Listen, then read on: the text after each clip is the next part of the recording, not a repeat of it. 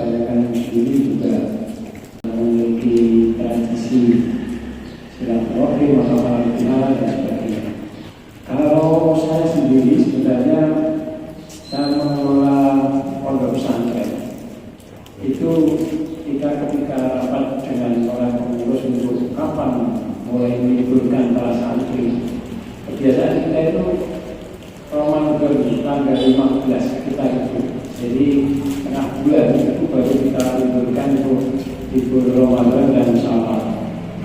Nah, pertimbangannya adalah 2 pekan di tempat belajar, anak-anak sudah bisa mempraktekkan tutur dan belajar tutur di hadapan masyarakat.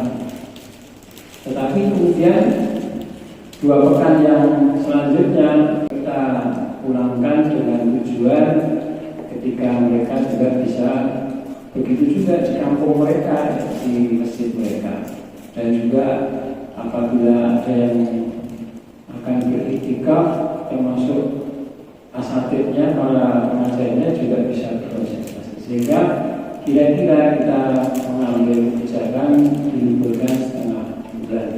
Nah, untuk Syawalnya juga begitu, kita ambil sekitar 2 pekan, sehingga total sekitar 1 bulan kalau libur untuk Ramadan dan Syawal. Pertimbangannya adalah salah satunya adalah silaturahmi. Nah, itu saya punya penjelasan. Kenapa? Ada sebagian asatid mengatakan jangan lama-lama libur, ngapain? Loh, bagi saya itu penting. Nah, karena apa? Di situ anak atau santri mondok itu, bayangkan hanya 2 kali dalam setahun mereka dipulangkan untuk libur. Nah, kesempatan untuk bertemu dengan saudara-saudaranya, dengan Pak Leknya, Pak D-nya, mbahnya dan sebagainya, di situ mereka memiliki hak untuk bisa dekat dengan keluarga mereka. Dan orang tua juga begitu. Tidak kok selama 6 tahun mondok, misalnya itu di Anu Sanawi dan Aliyah, 1 tahun penugasan, khidmat 7 tahun. Nah, itu kesempatan ketemunya di libur-libur itu. Sehingga saya memandang penting juga bahwa tetap melihara silaturahim, sehingga kadang-kadang dibutuhkan waktu. Contohnya begini, ada santri kami yang rumahnya di Pekalongan, atau bahkan ada yang di Lampung, itu perjalanannya saja itu berapa sehari semalam katakanlah begitu. Nah, belum mereka di sana ke tempat Pak D-nya, Pak D-nya dan sebagainya itu kalau cuma 1 kota mungkin nggak masalah, tapi kalau di luar kota juga. Jadi dalam hal ini saya kok melihat itu juga justru sebagai ajang untuk agar kita bisa mempererat silaturahmi. Jadi dalam masalah ini saya pribadi memang termasuk justru saya sangat mendukung dalam masalah itu ya. Hanya saja memang ada hal-hal yang memang harus dikritisi dalam masalah penyelenggaraannya itu. Saya akan sampaikan beberapa hal. Misalnya contohnya begini, dari segi istilah saja ya. Istilah itu saya rasa yang kurang tepat kalau itu disebut halal bihalal. Dulu ini sempat disampaikan di yayasan juga, akhirnya yayasan kalau sekarang mengundangkan silaturahmi, tidak ada istilah halal bihalal. Walaupun katakan itu tidak sampai pada sesuatu yang haram atau apa, atau mungkin tadi cerita dan sebagainya, tapi saya melihatnya dari etimologinya saja, ilmu bahasanya bahwa halal bihalal itu sudah menurut saya agak nyerempet-nyerempet bahaya. Karena apa? Itu kan ada pengertian seolah-olah menghalalkan dosa-dosa yang ada, seolah-olah gitu. Padahal masalah ampunan dosa itu domain dari Allah, memenang dari Allah. Tidak orang maaf ya terus dosa-dosanya hapus kan nggak bisa. Itu masalah dosa ya. Tapi juga memang ada syaratnya bahwa saling memaafkan, sehingga maksud saya bahwa kita bisa saja mengambil istilah yang lebih safe dan lebih aman. Misalnya tadi silaturahim atau bahkan ahli saya kira malah itu juga cukup tepat karena kita untuk mempererat keluarga.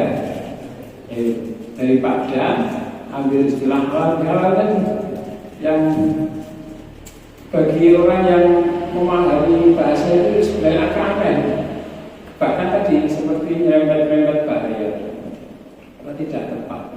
Itu yang pertama, yang mungkin perlu saya sampaikan, hal-hal yang perlu dikritisi.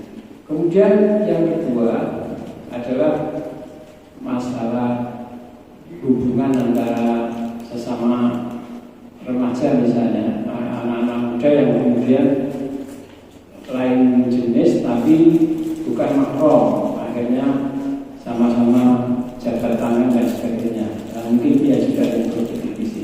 Tidak kok bermaafan terus salaman seolah-olah itu sesuatu yang baik. Karena Nabi Suci dalam masalah bayat itu beliau disiplin sekali. Inilah fasilitas saat aku tidak salaman jabat tangan dengan wanita. Kemudian juga antara orang tua dengan anak. Di situ jauh rumahnya berpisah antara anak dan orang tua, kemudian datang silaturahim, jabatan dan sebagainya itu suatu hal yang baik. Tapi ada yang agak melampaui batas ketika ada yang dulu seperti sungkemannya itu pakai mencium kaki ya misalnya gitu. Nah itu dikhawatirkan berlebihan dalam masalah itu. Nah itu yang mungkin perlu dihindari. Kita menghormat pada orang tua tapi jangan sampai berlebihan. Itu yang kedua. Yang kedua jabat tangan dan seperti orang tadi bersujud ya. Saya kira perlu agak sedikit diperbaiki masalah ini. Kemudian yang ketiga masalah ketika itu keluarga cukup banyak berkumpul, biasanya kan diberi panggung ya, diberi apa istilahnya, biarkan segala tapi orang kan kemudian bicara. Nah itu yang terjadi sering banyak yang terpleset kepada terlalu membangga-banggakan kesuksesannya, yang itu harus hati-hati. Memang ada batas tipis ya. Kalau kita bersyukur itu kan wa amal bihi mati bisa hadis, ceritakanlah, tampakkanlah. Tapi jangan lupa juga harus hati-hati, jangan sampai berbangga-bangga. Al-hakumut takasur, berbangga-bangga banyaknya harta. Jangan sampai terpleset tadi. Jadi sewajarnya. Seringkali ketika ada misalnya itu justru yang dapat panggung biasanya yang sukses-sukses, terus membanggakan apa yang sudah berhasil ini saudara-saudara. Ya sekali-kali justru yang tidak berhasil terus diberi kesempatan, walaupun mungkin memang tipenya itu bicara saja nggak bisa. Justru itu coba sekali-kali kita muliakan, biar apa kesempitannya. Yang pejabat-pejabat yang sukses itu sekali-kali juga dengarkan buku kalau perlu bantu gitu. Nah, jadi di situ yang kita harus berhati-hati. Jadi yang paling utama sebenarnya justru silaturahimnya itu. Justru kedatangan secara fisik ada, setuju sekali. Nah, tapi yang harus dihindari, dikritisi adalah masalah-masalah seperti tadi. Bahwa kita diperintah justru dianjurkan salah satu akhlak Islam itu saling memaafkan ya. Tetapi memaafkannya itu tidak dalam arti kemudian seolah-olah dosa-dosa yang lain-lainnya juga terhapus. Hanya dosa terhadap hubungan antar manusia itu kan sebenarnya. Tapi kan dengan Allah walaupun saling memaafkan, sholatnya jadi bolong-bolong kan tetap saja misalnya itu. Nah, hanya ini saja juga untuk menghindarkan dari pengertian yang salah diterima oleh orang awam ya, oleh masyarakat. Itu seharusnya kita sampaikan, kita edukasikan kepada mereka juga. Hasil tadi sebenarnya justru saya sendiri salah satu yang sangat memperhatikan masalah itu terbukti tadi. Murid-murid kami itu saya beri kesempatan, tidak apa-apa, lakukan kita libur. Memang tujuannya itu, tujuannya untuk merekatkan di antara keluarga kita. Itu satu yang sangat bagus. Mungkin itu saja mungkin dari karena tadi diminta oleh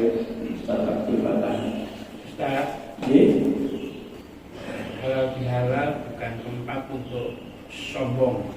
Yang penting lagi sekarang itu banyak orang baik tapi belum paham. 2 minggu yang lalu halal berdasarkan orang yang dianggap baik. Namun halal itu yang campur sari. Dan orang yang baik itu kok yang mendiamkan padahal mendatangkan yang pakaiannya begitu. Jadi sekarang itu banyak orang yang baik tapi belum paham, belum dikatakan baik besar. Karena ada orang peminum di situ, mendatangkan menyanyi di situ, orang yang dikatakan baik tidak melarang, termasuk salaman tadi. Maka mari kita baik tapi baik yang berilmu agama. Matur nuwun hanya masukan Ustaz. Iya, jadi Ustaz soalnya itu hanya memberi penegasan lanjut ya Pak. Kalau saya hanya menyinggung ada yang kadang berbangga-bangga di luar, semestinya ini malah tambah acara yang tidak baik lagi dari ada campur sari dan sebagainya. Maka ini sering harus kita sampaikan. Ya kadang saya menyayangkannya itu ketika para fakir itu bertumpu pada masalah memaafkannya itu, tapi tidak dijelaskan hal-hal yang seharusnya dihindari tadi. Nah itu seharusnya mungkin juga harus dilengkapi dengan masalah-masalah itu tadi. Tapi kalau kegiatannya itu sendiri sebenarnya sesuatu yang positif ya, sesuatu yang bagus. Bagaimana saya sambut tadi, nah itu melihat sesuatu yang baik. Baik, saya kira itu ya masalah silaturahim tadi. Tetap jalan silaturahimnya. Baik, kita lanjutkan dulu sampai baik sekarang kita buka bab 34 di halaman 226. Bab Bayatul Nabi, bayatnya para budak. Hadis 192 an Jabir bin Abdullah radhiyallahu anhu anahu bahwasanya datanglah Abdul seorang budak, bahwa ada seorang budak yang datang fabaya'ah maka berbaiat kepada Rasulullah SAW hijrah, untuk hijrah, berbaiat siap untuk hijrah, berangkat ke Madinah. Wala yashkuru, dan tidaklah mengetahui Nabi Sallallahu Alaihi Wasallam anahu bahwasanya dia itu Abdul seorang budak. Pada sayyiduhu, maka datanglah tuannya. Pakola Nabi, maka bersabda Nabi Sallallahu Alaihi Wasallam, "Bini, jualah dia kepadaku." Fastarohu, lalu beliau menukarnya fi abdaini dengan 2 budak aswadaini yang hitam. Jadi ditukar dengan 2 budak hitam, sementara yang sudah terlanjur bayat tadi berangkat hijrah ya, dimerdekakan oleh Nabi tadi. Walam yubayit, dan tidaklah dia membayat ahad dan seorang pun ba'du sesudah itu, hatta sehingga yas'alahu, Nabi bertanya kepadanya, Abdul, apakah dia itu budak? Nah, jadi kalau ada orang mau bayat, sebentar, dia budak atau bukan? Nah, karena kaitannya itu bukan hak Nabi, yaitu hak tuannya. Itu kan ibarat budak itu milik orang lain ya. Tidak boleh. Jadi di sini menunjukkan bagaimana Islam ini mengajarkan menghormati hak individu orang lain, hak milik orang lain, hak milik tuannya ini memiliki harta berupa budak.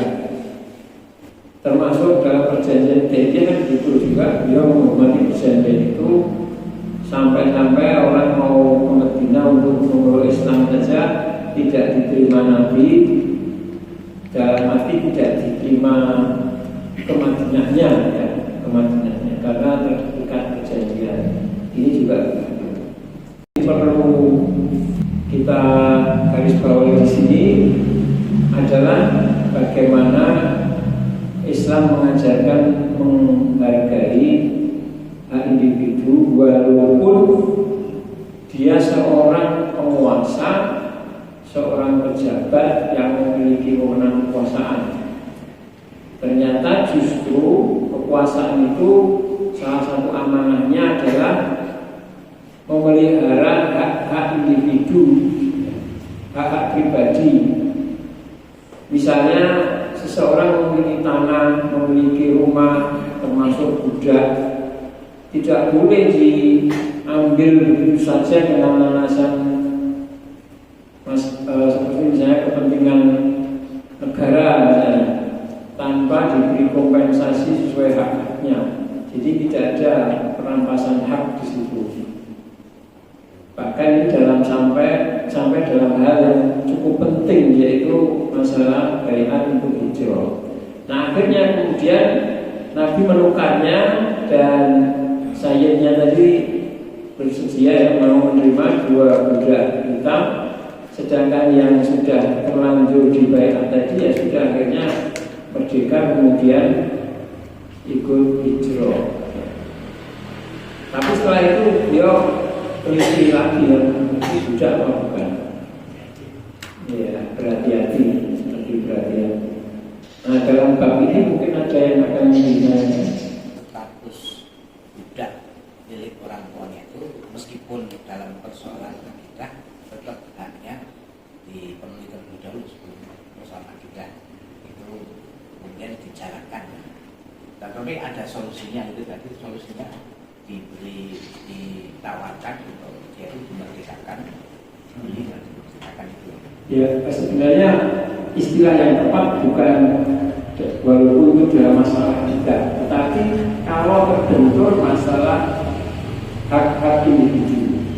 Nah, contohnya begini, seperti Bilal bin Rabah dan teman-temannya termasuk Yasir, ya, bapaknya Umar. Nah, mereka tetap didakwai untuk masuk Islam. Nah, dalam hal itu kalau masuk Islam tidak perlu izin uang, itu masalah tidak.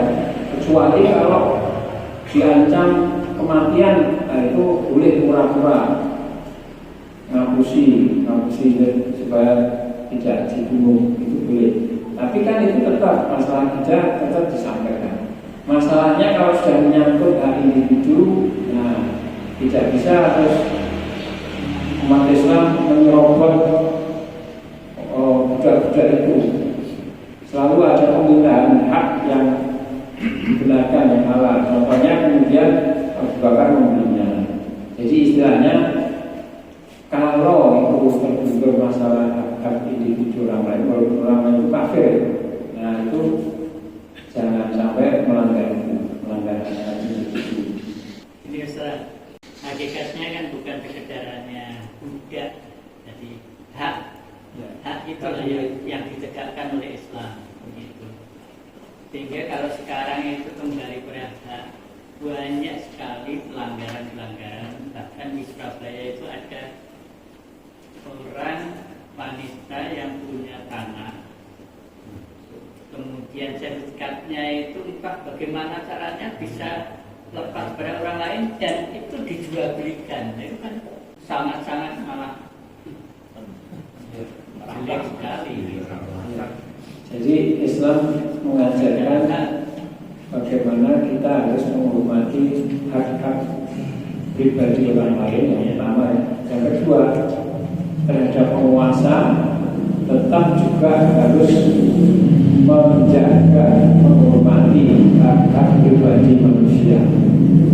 Contohnya begini, satu contoh lagi, orang-orang Nasrani, para pendeta dari Najran ketika datang ke Madinah untuk mereka berdialog, inginnya kita itu konfirmasi ini Nabi benar apa enggak, kalau perlu didakwai supaya nanti jadi Kristen dan soal. Jadi mereka datang dengan kekuatan penuh, maksudnya para pendetanya semua ikut dengan pakaian yang cemerlang. Nah, ternyata setelah dialog kan mereka kalah. Bahkan mentok ketika akhirnya mereka tidak mau mengakui turun ayat tentang diajak berhala. Diajak berhala mereka nggak berani. Nah, ini yang mubah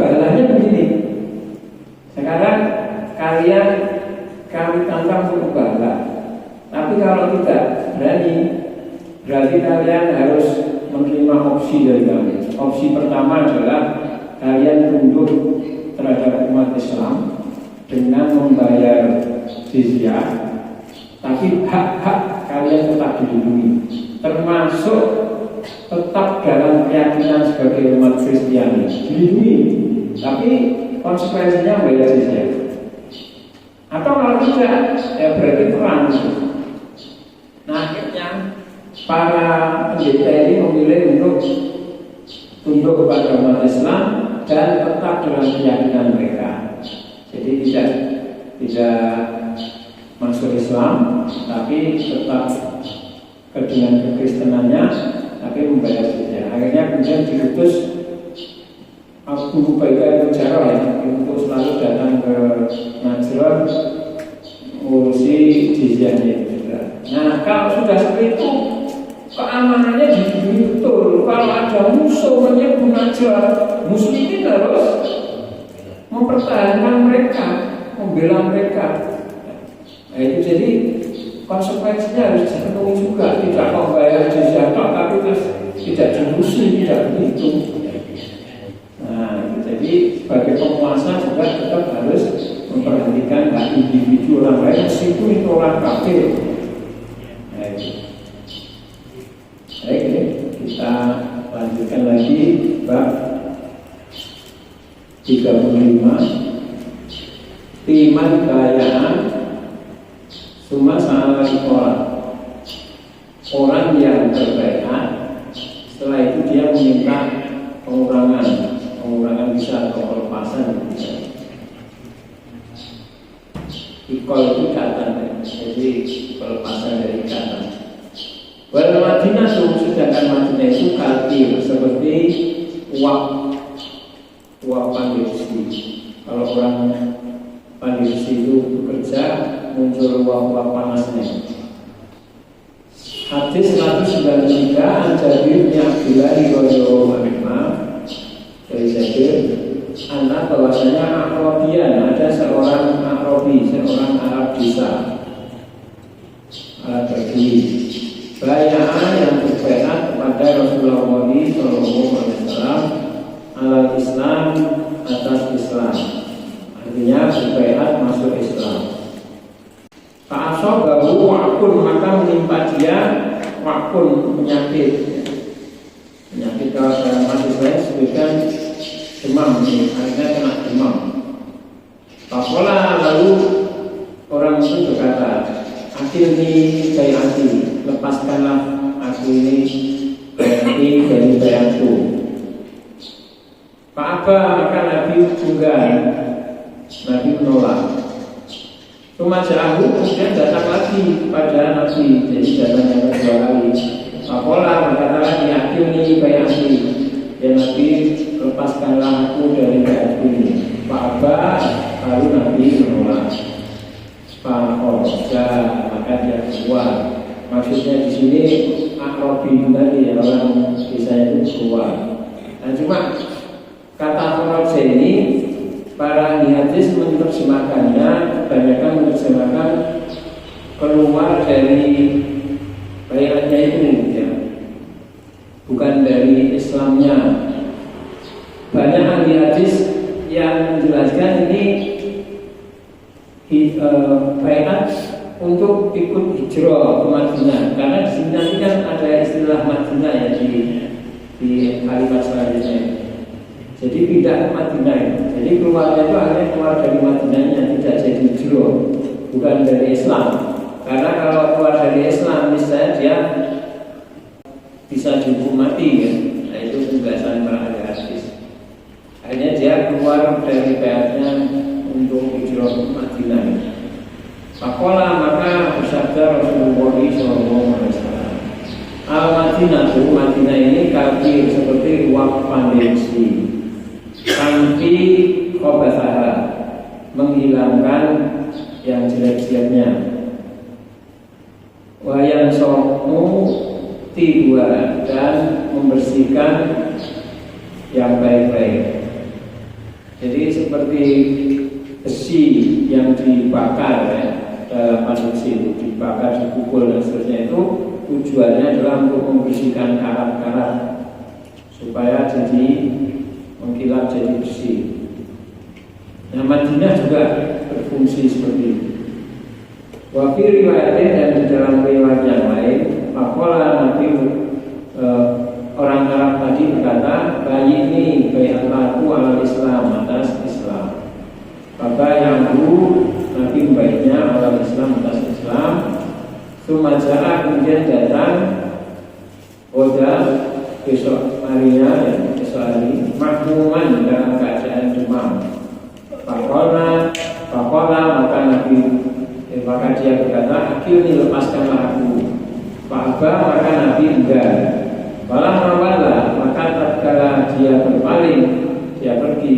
Ola Nabi bersabda, al Madinah itu kafir. Madinah ini seperti uap pandai besi. Tanfir obataha, menghilangkan yang jelek-jelek, yang tahu tiba dan membersihkan yang baik. Diriwayatkan dari Imam Bukhari dan Nasa'i. Nah, jadi itu ada kejadian seorang Arab desa, orang Arab Badui yang kemudian meminta untuk diterima bayatnya. Hanya penjelasan dari kebanyakan ahli hadis tadi itu akhirnya hijrah ke Madinah. Nah, setelah di Madinah ternyata kena demam. Ada penjelasan dari para ahli hadis tentang konteks kalimat hadis ini bahwa orang Arab ini akhirnya tidak, yang pertama ya, tidak sabar menerima musibah, cobaan.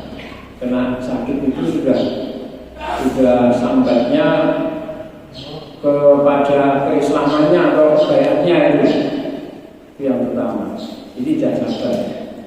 Kesimpulan yang kedua, bahwa ada pengertian salah dari Arabi ini, Arab desa ini. Dia demam, tapi menyangka itu gara-gara bayat. Nah, ini keliru ya. Seolah-olah ini goro-goro aku Islam, ini goro-goro aku ngaji, ini goro-goro justru sergap sholat, saya malah ekonomiku jadi sulit. Nah, akhirnya Islam ini justru jadi kambing hitam, jadi sasaran. Jadi ada dua hal kekeliruan dari Arab ini. Yang pertama, tidak sabar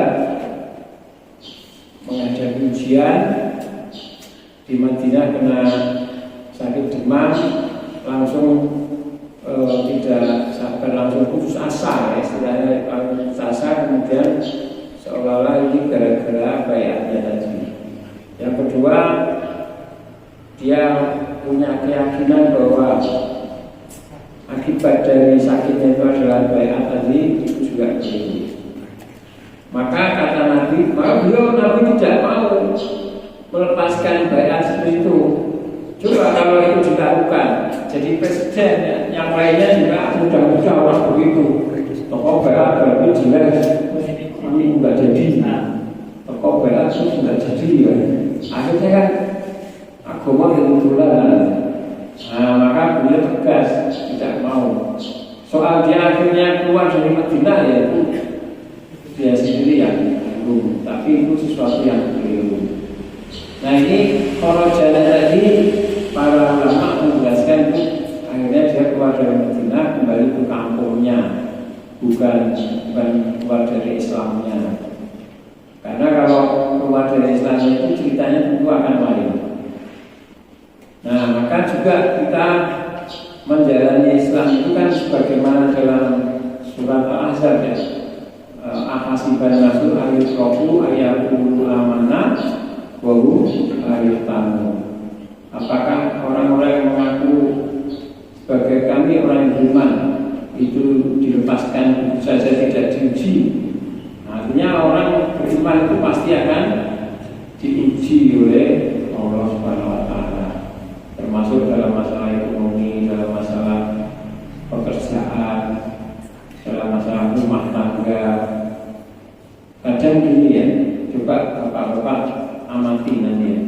Ada seseorang itu sukses dalam masalah pekerjaan, tapi diuji dalam masalah keluarga. Ada yang sukses dalam soal keluarga itu juga beda-beda. Dengan suami istri harmonis, tapi diuji oleh anak. Anaknya sulit diatur, di konsolan anaknya ramu harusnya.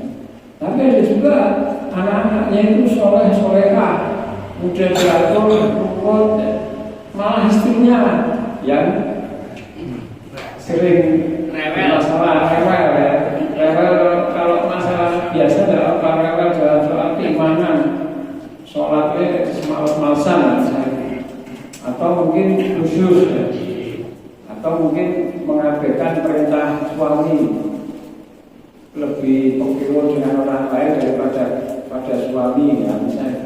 Jadi kalau justru Anda itu sukses semuanya, pekerjaan mudah, keluarga baik-baik semua, itu malah perlu dipertanyakan besok yang mau iman kurang ya. Nah, setiap orang beriman itu mesti diuji ya. Termasuk yang bicara ini belum tentu sukses atau lancar kabeh.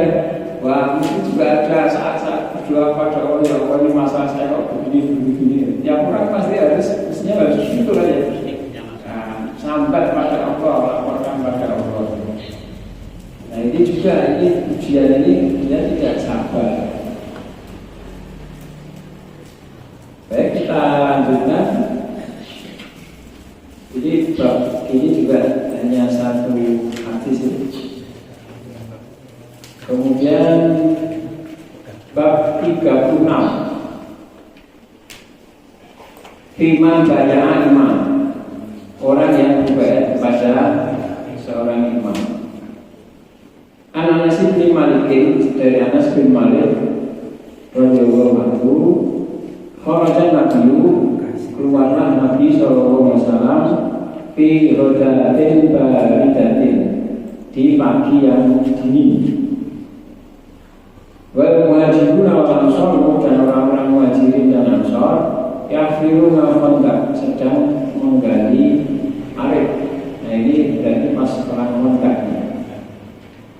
Pakola Nabi berdoanya, Allahumma ya Allah, inna khairul akhirah, sesungguhnya kebaikan yang sejati itu adalah khairul akhirah, kebaikan akhirat. Faghfir, maka ampunilah fil ansar wal muhajirah, untuk orang-orang ansar dan muhajirin. Fajahu, maka mereka menjawab, orang-orang ansar dan muhajirin sambil menggali parit sambil menjawab, Nahnul ladzina bay'u Muhammadan ala jihadi ma bakina abadan. Jika orang syair itu ya sambil menggali parit, Nahnu kami ala jihadi bay'u Muhammadan, orang-orang berbaikat pada Muhammad, ala jihadi, untuk selalu berjihad, ma bakina, selagi tersisa, selagi ada dari kami, abadan, selama-lamanya. Maka kita selagi masih ada orang muhajirin, selagi masih ada orang ansor, kami pasti akan selalu berjihad. Nah, jadi di sini tekad dari muhajirin dan ansor menanggung segala musibah, kesedihan, kegembiraan, musibah, kemenangan dan seterusnya itu bersama Nabi-Nya. Mereka bertekad untuk selalu berada di belakang Nabi, mendukung beliau. Nah, ini babnya tentang berbaikat. Jadi ada istilah bay'u tadi, sehingga istilah bay'at ini jangan sampai jadi momok bagi umat Islam. Kemudian hadis 195 an Abi Hurairah radhiyallahu anhu, dari Abu Hurairah qala Wala bersabda Rasulullah sallallahu alaihi wasallam, salah satu, ada 3 orang, 3 golongan, la yukallimuhumullah, tidaklah Allah berbicara pada mereka yaumul qiyamah, pada hari kiamat. Tidak bicara itu kalau bahasa kita tidak sudi ya, tidak sudi untuk berbicara. Berarti orang ini golongan yang hina ya. Wala yuzaki, dan tidak mensucikan mereka, membersihkan atau mensucikan mereka dari dosa-dosa. Walahu, dan bagi mereka ada alim, siksa yang pedih.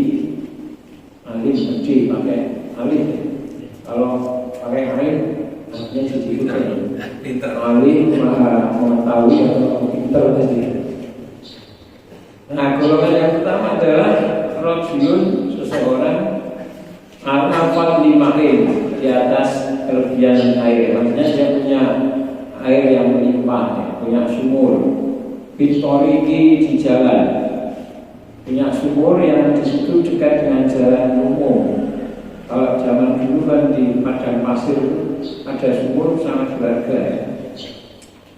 Yang mau dia mencegah, melarang minggu dari sumur itu ibnas sabi, orang yang sedang perjalanan jauh, yang sangat membutuhkan air tentunya, apalagi kalau di padang pasir dulu ada sumur itu untuk minum dirinya dan kendaraannya, terus membawa bekal air itu mestinya kan itu. Nah, terus di situ ditancepi tulisan forbidden, dilarang ambil air. Nah, itu Allah besok tidak mau bersama dengan dia. Ini menunjukkan ajaran Islam selalu berusaha menolong sesama manusia, menolong orang-orang yang sangat membutuhkan, orang-orang bermusafir, fakir miskin, anak yatim dan seterusnya. Sekali-kali kita itu bisa merasakan bermusafir, merantau. Kalau ada orang misalnya dari Solo ke Jakarta, kalau di sana ada kerabat untuk jujukan, itu mungkin banyak terbantu ya. Tapi coba bayangkan tidak punya kerabat sama sekali, baru datang turun dari bis atau kereta api, bingung, itu mudah jadi sasaran orang-orang jahat. Nah, terus akhirnya dia hanya untuk makan, untuk kebutuhan MCK itu saja kan sangat dibutuhkan, karena mungkin ada perlu. Nah, jadi kita bisa merasakan bagaimana orang merantau itu ternyata sangat-sangat membutuhkan pertolongan. Nah, ini juga Ibnu Sabil. Maka zakat itu salah satunya juga untuk Ibnu Sabil. Kemudian yang kedua, walau julur banyak imam, seseorang yang berbaiat pada seorang imam. Nah, ini hadis ini kan juga menunjukkan baiat itu tidak khususan untuk Nabi ya. Beliau menyatakan ini untuk seorang imam, seorang pemimpin ya. Lain bagimu, tidaklah dia berbaiat padanya illa di dunia, kecuali untuk dunia dia, kepentingan dunia. Tidak karena Allah, tidak untuk meninggikan kalimat Allah, tapi untuk kepentingan dunia. In atau humayu itu, jika imam itu memberinya maju itu apa yang dia inginkan, wafalahu, dia sempurnakan, dia tunaikan untuknya, tunaikan bayarannya tadi, taat dan taat pada imam tadi. Wah, itulah, dan jika tidak, maksudnya tidak diberi apa yang dia inginkan, lam yafilah, tidak menunaikan baginya. Jadi tidak mau taat, tidak menyempurnakan bayarannya. Nah, ini adalah golongan kedua, di mana orang berbaiat pada seorang pemimpin, seorang imam, tapi motivasi duniawi, niatannya karena dunia. Nah, hal-hal seperti ini ada jamaah-jamaah terus mengangkat imam, terus ternyata ada tujuan-tujuan yang dari segi ekonomi bisa jadi akhirnya komunitas itu kaya raya. Nah, kalau tujuannya hanya itu, ya akhirnya besok orang tidak akan mau berbicara pada dia. Nah, salah satu ciri itu ini kali-kali bilang atau tidak, ya sebenarnya ada satu hal yang mudah. Kalau satu kelompok, satu jamaah itu Islam dinistakan biasa-biasa saja. Sementara kalau malah bukan Islam yang dinistakan, tapi kepentingannya baru merasa rugi, merasa protes dan sebagainya, wah itu perlu dipertanyakan karena Allah atau karena kepentingan kelompoknya. Kemudian warajul, dan seseorang yang yubahimu rajulan, berdagang. Memang kalau kaitannya dari kata-kata baik itu jualan, tapi ini dalam arti berdagang. Seseorang berdagang, berjual beli rajulan pada orang lain, disilmatin dengan dagangan ba'da asli sesudah asal. Disebut sudah asal karena seolah-olah di situ ada alasan untuk mempengaruhi pembelinya supaya membeli. Fahalafa, dia lalu bersumpah billahi dengan nama Allah. Lakon dia, sungguh dia diberi dia dengan dagangan itu kada sekian dan sekian. Lakon dia itu maksudnya diberi harga, maksudnya pulangan ya. Sungguh dia pulangan dengan kada harga sekian dan sekian. Saya tadi pulangannya sekian. Fasad dakwahku, maka pembelinya membenarkan, maksudnya mempercayai. Akhirnya dia percaya. Fa'akhabaha, maka mengambilnya atau membeli dagangan itu. Walam yu'ta biha, padahal yu'ta dia tidak diberi harga dia dengannya. Padahal pulangannya tidak segitu. Ngomongnya pulangannya 10.000, padahal sebenarnya pulangan yang sesungguhnya di 5.000. Berarti ini menipu ya. Jadi ini babnya itu segala cara dipakai supaya dagangannya laku, bahkan dengan bersumpah, dengan menipu. Ba'da asli sudah asal karena sudah waktunya mau pulang nih. Mepet seolah-olah mau mengkondisikan pembelinya itu supaya segera membeli ya, supaya percaya. Terus pakai sumpah tadi. Nah, maka bagi bapak-bapak yang menjadi pedagang harus hati-hati, jangan sampai melakukan hal seperti ini. Nah, ini nanti tentang kaitan pada yang orang yang pertama itu kan mempunyai air yang kalau memang dari Madinah ya kalau tidak salah di jalan itu kan ada air sumur ya, air jadi dipakai itu loh. Oh sekarang jadi kan saya ingat ketika kita kecil dulu barangkali terus karena saya juga mengalami di pinggir-pinggir jalan itu kan banyak orang naruh endi gitu ya. Tapi setelah beberapa lama banyak orang yang merasa takut kendinya itu dikasih tato dan lain sebagainya kan begitu. Nah, itu kan ternyata olah yang seperti itu kan banyak sekarang. Nah, itu gimana ya? Akhirnya kan dia ya wis nengok ya orang kayak banyak kapan lagi. Oh, jadi ketika kondisi zaman sekarang seperti itu, ya. Saya kira bisa saja dia tetap melakukan seperti itu, terserah orang itu percaya atau tidak kan terserah dia. Tapi niatan kita dan usaha kita kan sudah diniat. Kaitannya nanti kalau ada sesuatu peristiwa yang kan kena satu. Yang kedua, kenapa sekarang kalau kita melihat di jalan ada kecelakaan banyak orang yang tidak mau menolong? Karena kalau mau menolong kadang-kadang justru malah dijadikan wah macam-macam dengan itu loh. Kasus. Nah, gitu. Ya kalau ada kemungkinan justru membahayakan dirinya, ya saja nanti kebaikannya di dalam itu akhir. Ya lihat kondisi. Kalau memang di lingkungannya memang seperti itu bisa malah nanti dituntut orang, ya berbuat baik dalam bentuk lain dari tidak. Di kondisi sekarang ada sudut sudut pandang lain, Ustaz. Allah benci terhadap tiga. Yang pertama mengenai air. Di Solo ini ada orang yang menjual air, Ustaz. Padahal saya pernah mendengar, melihat, membaca hadis tidak boleh air itu dijual. Terkait dengan ini kasih penjelasan. Kalau yang dimaksud air itu air mineral yang biasa dijus terus dijual belikan itu ya? Maksudnya itu? Bukan air untuk minum dari sumur, bikin ini loh.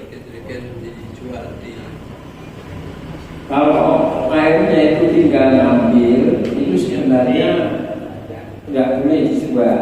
Tapi kalau alasannya itu untuk pompa, kan ada pompa dalam misalnya, padahal itu butuh perawatan. sumur dalam itu, Pak. Sumur dalam ya, itu kan butuh perawatan. Tujuannya nanti kalau itu rusak bisa mengganti, nah itu nggak masalah. Tapi kalau sumur surungan sendiri terus diberi harga berarti harga air itu yang nggak boleh. Nah, jadi harus seperti tadi juga air mineral itu ongkosnya itu bukan karena airnya tapi prosesnya, pegawainya, transportasinya, maksudnya begitu. Karena kalau tidak ada itu juga nggak bisa jalan, juga masyarakat akhirnya kesulitan. Itu bukan berarti harga air. Bukan, jadi begini, kalau kita jadi pengusahanya, maka jangan niatkan itu airnya yang dijual. Tapi kalau orang kapitalis beda lagi, mungkin memang airnya. Nah ini yang tahu niatannya. Nah sekarang kita ngaji, yang baik niatan kita. Saya mau jadi usaha air, jangan jualan airnya. Tapi kan tidak, sehingga nanti banyak menolong. Termasuk misalnya banyak justru membantu masjid untuk pengajian, ada ini gratis seharusnya gitu.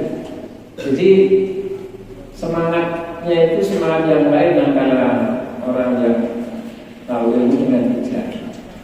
Termasuk tadi misalnya ada prosesnya, ada mesinnya untuk pompanya itu karena itu ya, karena untuk pemeliharaan pompanya. Kalau tidak nanti terus rusak, nggak ada yang ganti bagaimana misalnya. Kecuali kalau ada donatur yang siap, terus pokoknya gratis, kok rusak aku saya ganti, nah itu tambah bagus lagi. Coba Pak ya. Kalau daerah pertanian, kan sekarang ada sumur dalam. Biaya untuk ngangkat sumur, ngangkat air, itu biasanya kalau seperti saya, kira-kira 40 juta. Itu belum listrik harian untuk apa sih namanya, pulsa. Terus ada orang minta air.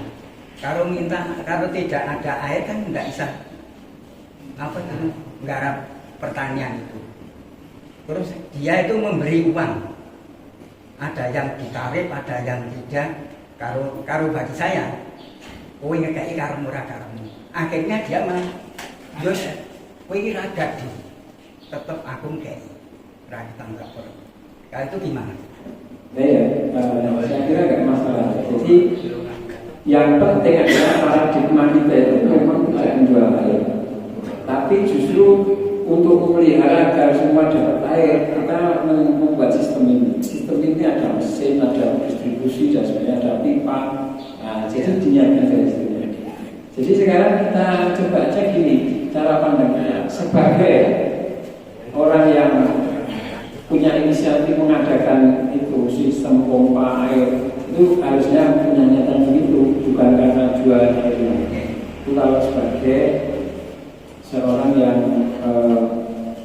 aktif di situ, itu yang pertama. Yang kedua, kalau kita menjadi penguasa pemerintah, itu lain lagi. Maka sebaik-baik, sedapat mungkin itu hal seperti itu kalau bisa diupayakan bisa jadi gratis, bisa nggak sih? Ternyata kalau menurut Mahfud MD itu kan tambang-tambang itu bisa rakyat tidak dikorupsi, Turah-turah. nah, maka pendidikan, kesehatan, termasuk kebutuhan air itu mestinya bisa gratis. Coba nambah sih ya. Nggih. Dulu sebelum saya ngangkat air itu biasanya minta dari orang lain. Terus saya itu pasang gitu, terus dia itu mau minta supaya saya itu ngaliri, dia nggak pakai sama orang yang tadinya minta sana tadi sana. Terus saya gini, kowe ngilekno nggon aku. Orang gede rasa bayar. Iki banyune Gusti Allah. Dan saya bilang itu tuh benar atau enggak? Aku nek panen kowe ora, aku dosa. Nah, kalau saya gitu, kowe selanjutnya saya bayar. Ya, kalau seperti itu ya nggak apa-apa. Hanya tadi loh, jangan sampai menyalahkan kalau ada orang yang mau menarik bayarannya itu, tapi karena alat-alat. Yang penting itu aja. Enggak apa-apa, Pak. Iya, enggak masalah.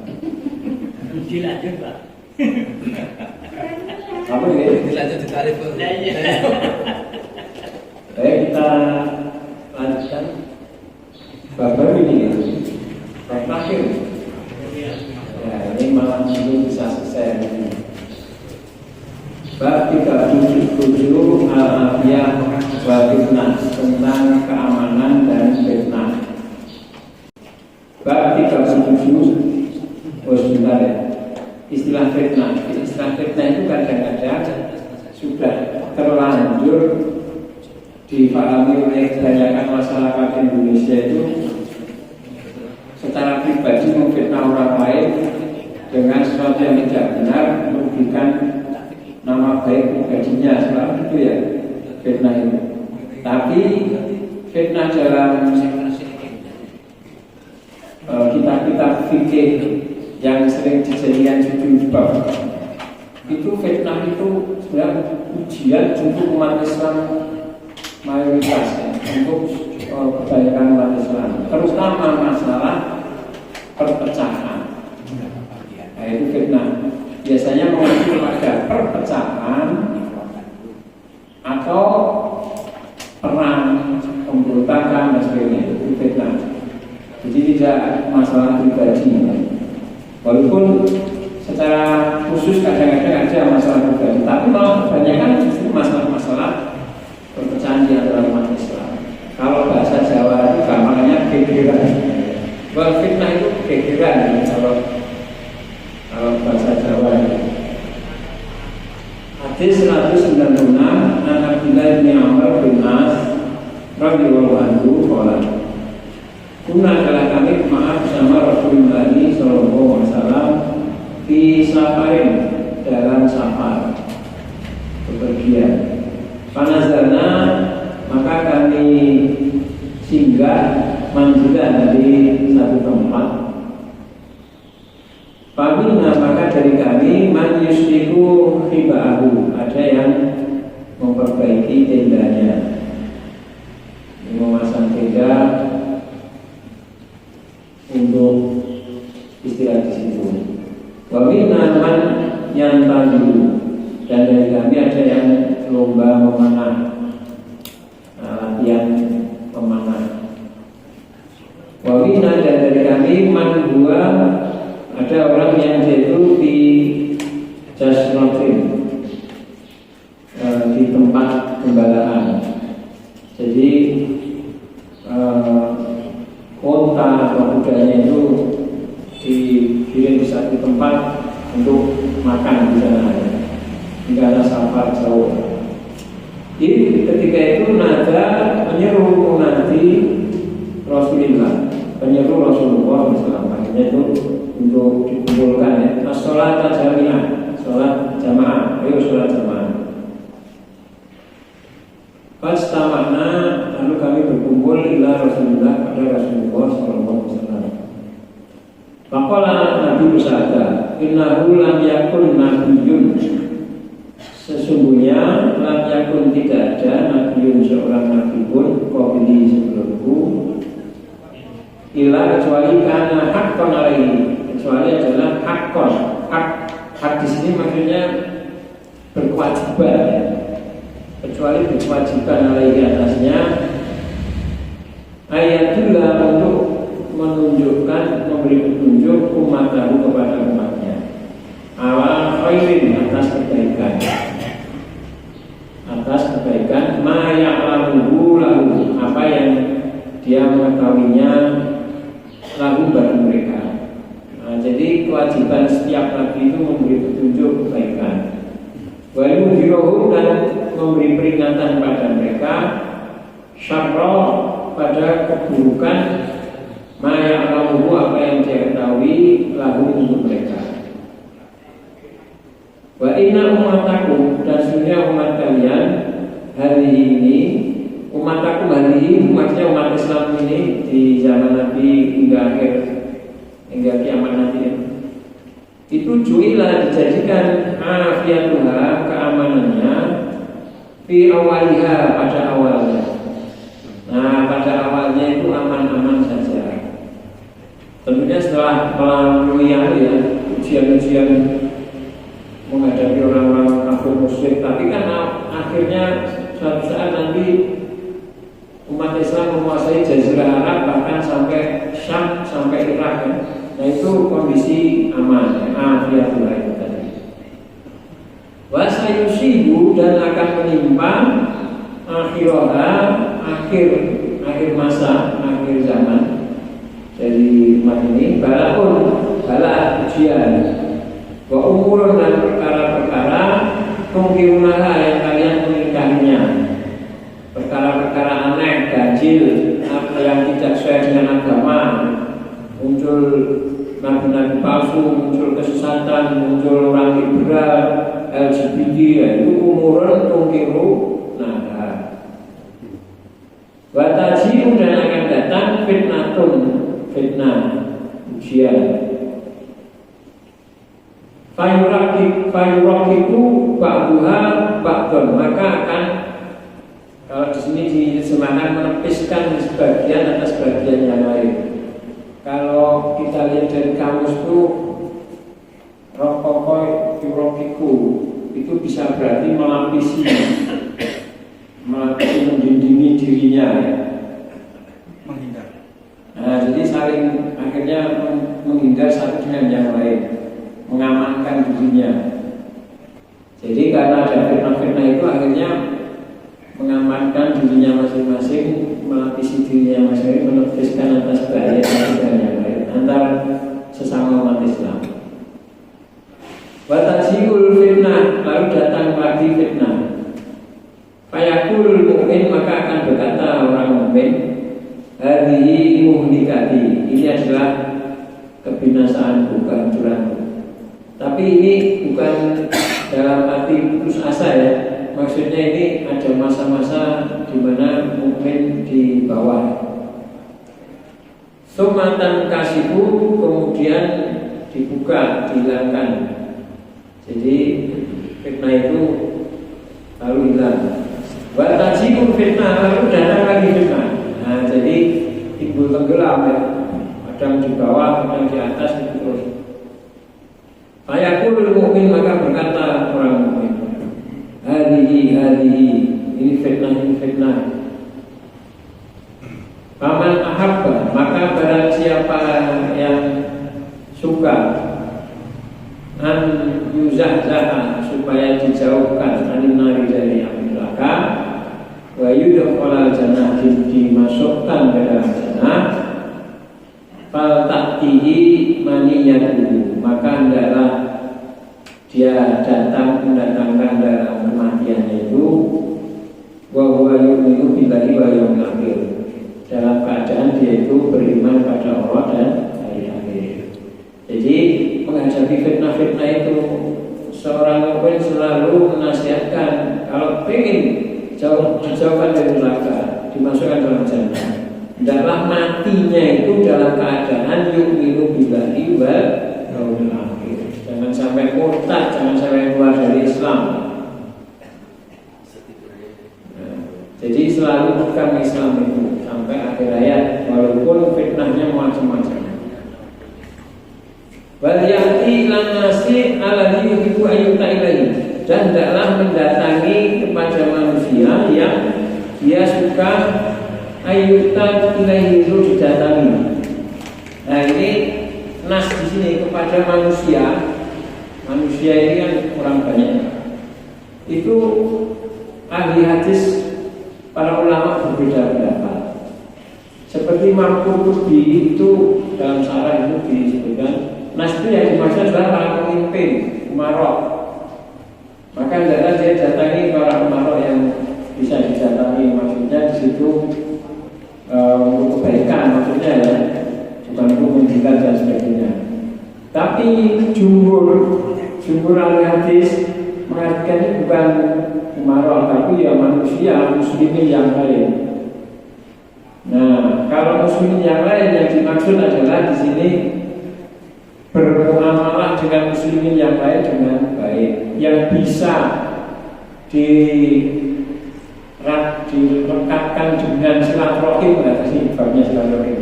Anda dijalani dengan baik, hubungan baik dengan muslimin yang lain. Tapi kalau yang mengartikan itu marok, seolah-olah kaitannya kan dengan pemimpin di masa-masa banyak fitnah, kira-kira bisa didatangi pemimpin yang baik dalam didatangi untuk kerjasama yang baik sebagai amir dan sebagai imam. Intinya ini berusaha memelihara hubungan baik untuk memperkuat menghadapi fitnah. Waman bahaya dan barang siapa yang berbaiat imaman kepada seorang imam, fa'atohu soh kota yadi, lalu dia memberinya dengan pukulan tangannya, wasamarata qalbi dan dua hatinya. Faliutihu, hendaklah dia tetap taat padanya ini istata'a jika mampu. Maksudnya kalau ada orang yang berbaiat pada seorang imam lalu memberi perlakuan yang tidak baik, memukul bahkan secara fisik, atau mungkin meminta harta misalnya, selagi dia mampu hendaklah tetap taat, asal tidak bukan perintah maksiat. Jadi ini babnya itu taat kepada imam, walaupun diberi perlakuan kurang adil dari segi dohir, dari segi fisik, dari segi kekayaan, hukum dan sebagainya, tetap harus taat jika mampu. Wa in jaa akharu, dan jika datang orang lain yunazi'uhu, yang akan mencabutnya. Di sini yang dimaksud mencabutnya itu mencabut kekuasaannya sebagai imam tadi.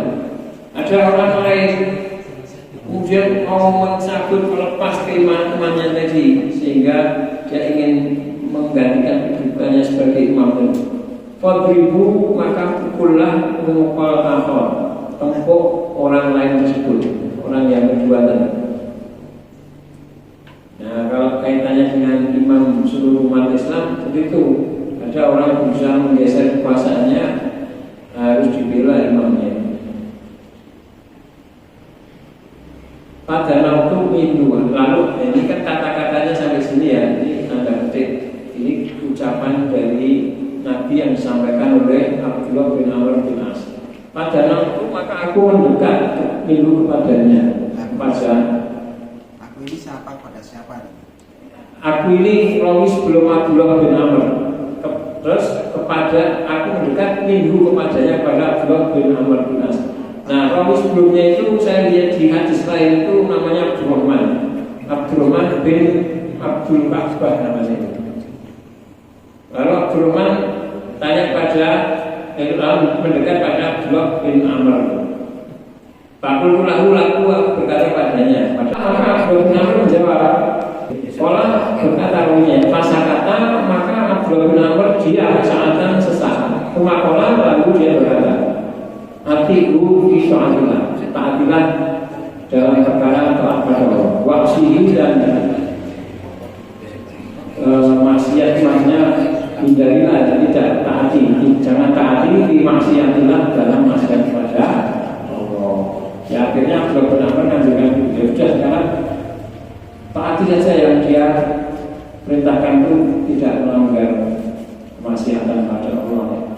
Kalau disuruh maksiat jangan lakukan.